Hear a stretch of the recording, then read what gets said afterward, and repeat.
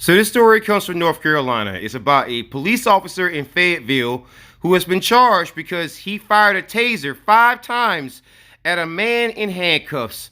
So let's get into this story. And so according to an arrest warrant, Francis Allen Terry, who is a police sergeant, deployed his taser into the back of Zachary Brown 5 times while Zachary Brown was in handcuffs. And that arrest warrant also says that Brown did not attempt to assault Terry or any other officers present before, during, or after the taser was fired. And so that's why Terry finds himself being charged with assault with a deadly weapon. And so the victim was arrested on February 26th on suspicion of driving while intoxicated. And then the victim, who is Brown here, refused to take a breathalyzer test and blood test to determine his alcohol levels. But that in of itself does not pose a physical danger to the officers to justify you firing a taser into this man's back while he was handcuffed.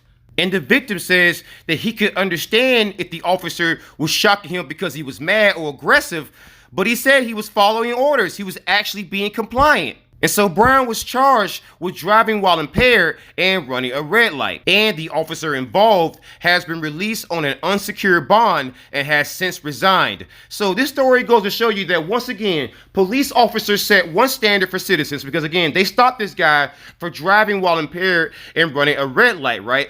But that also demonstrates that if you're going to stop someone on the road, and you better display the utmost degree of self-control, because you can't hold citizens to one standard and then hold yourself to a completely different standard. That is unfair, that is unreasonable, and we pay you, police officers, so therefore we can set whatever standard we decide.